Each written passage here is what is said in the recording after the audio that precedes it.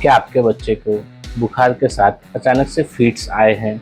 इसका मतलब हो सकता है ये फेब्राइल कन्वर्जन है। समझिए इस कंडीशंस के हर पहलू को इस वीडियो के जरिए। नमस्कार दोस्तों, स्वागत है आपका डॉक्टर दीपक्स हेल्थ गाइड पर। बच्चों को बुखार के दौरान होने वाले कन्वर्जन्स या फिट्स पेरेंट्स के लिए बहुत डरावने हो सकते हैं।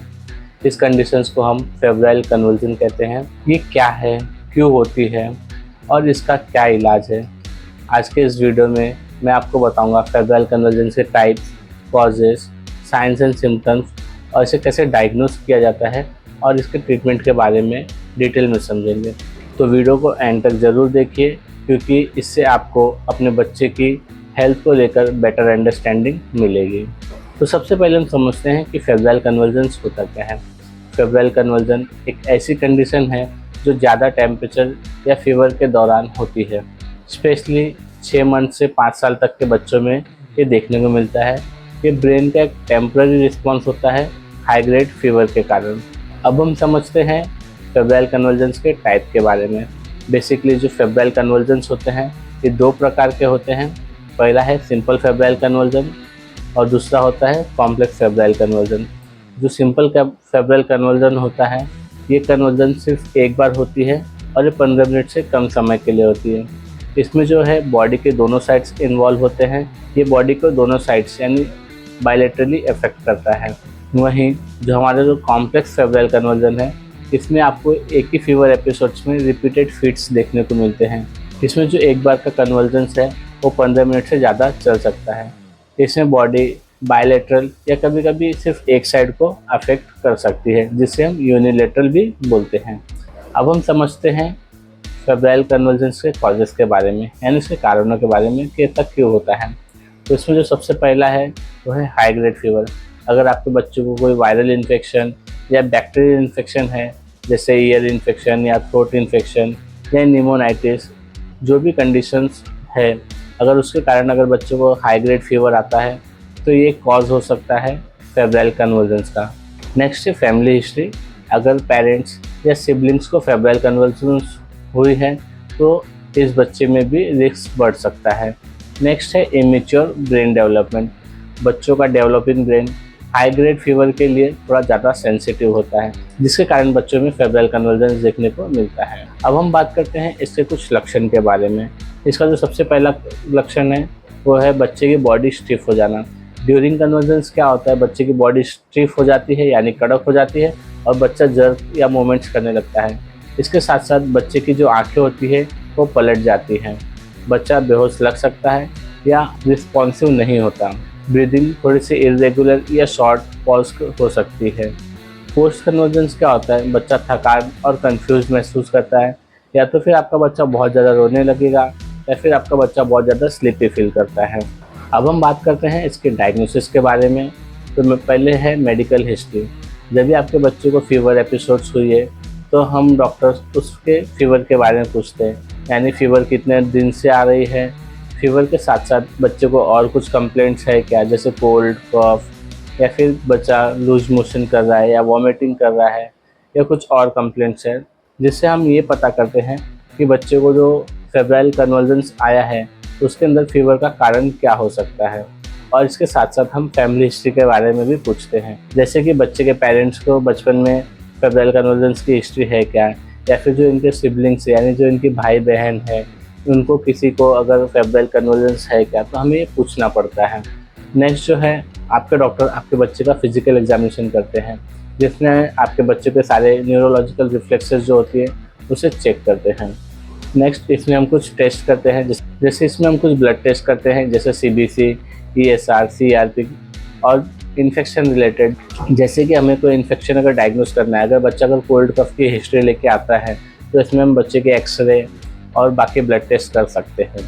नेक्स्ट है लंबार पंक्चर। ऐसे मेनिंजाइटिस जैसे सीरियस कंडीशंस को रूल आउट करने के लिए किया जाता है।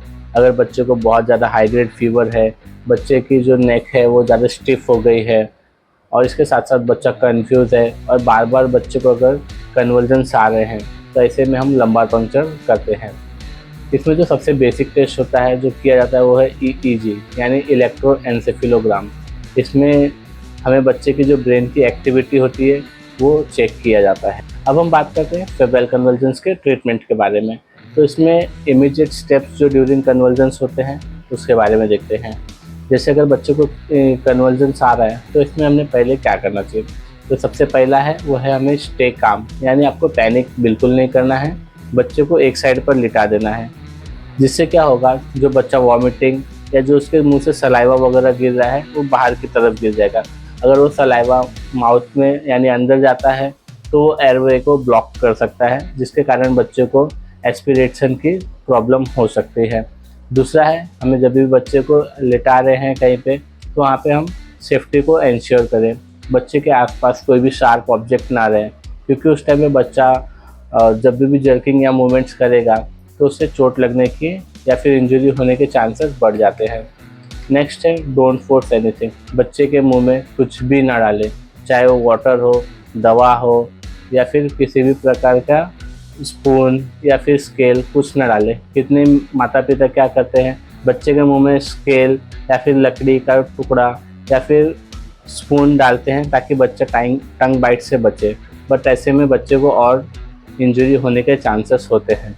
और ड्यूरिंग कन्वर्जेंस क्या होता है, बच्चा जब अनकॉन्शियस होता है, ऐसे में अगर आप उसे मेडिसिन फीड करते हैं यानी उसे कुछ सिरप या पानी वगैरह पिलाते हैं तो ऐसे में बच्चा एस्पिरेट कर सकता है।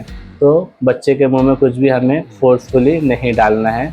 जब बच्चा कन्वर्जेंस से बाहर आ जाता है, होश में आ जाता है, उसके बाद ही हमें बच्चे को जो भी मेडिसिन है, वाटर है, जो भी देना है आप दे सकते हैं। चौथा है, हमें जो है ऑब्जर्व करना है इसके ड्यूरेशन के बारे में। कन्वर्जन का ड्यूरेशन नोट करें, अगर ये 5 मिनट से ज़्यादा चलता है तो आपको अपने तुरंत डॉक्टर को बुलाना है या फिर अपने बच्चे को तुरंत हॉस्पिटल लेके जाना है। अब हम बात करते हैं कुछ मेडिकल ट्रीटमेंट की। तो इसमें जो सबसे पहला है वो है हमें बच्चे का फीवर कंट्रोल करना है। तो फीवर कंट्रोल करने के सबसे जो बेस्ट मेडिसिन होती है वो है पैरासीटामोल। अगर आपका बच्चा ड्यूरिंग कन्वर्जेंस है तो ऐसे में आप ओरल मेडिसिन बिल्कुल ना दें। तो ऐसे में आप कैलपोल की या फिर जो सपोजिटरी आती है पैरासीटामोल की, उसका यूज़ कर सकते हैं। इसको हम संडास के रास्ते से अंदर डालते हैं, जिससे बच्चे का फीवर कम होता है।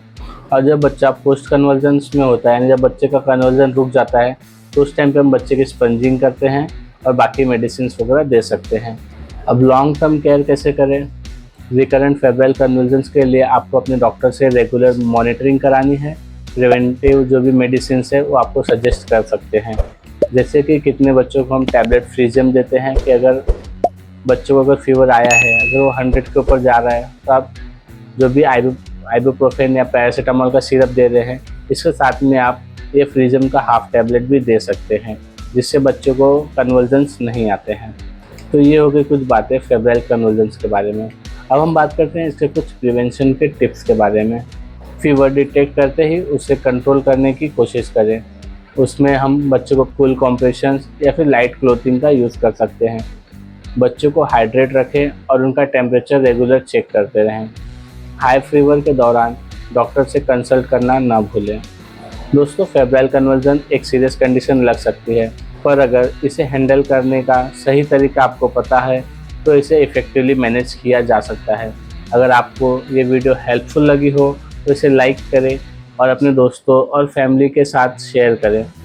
हमारे चैनल डॉक्टर दीपक्स हेल्थ गाइड को सब्सक्राइब करें और ऐसे इन्फॉर्मेटिव कंटेंट्स के लिए हमसे जुड़े रहें। मिलते हैं अगले वीडियो में, तब तक के लिए अपना और अपने बच्चों का ध्यान रखें। Stay healthy and stay safe. Thank you.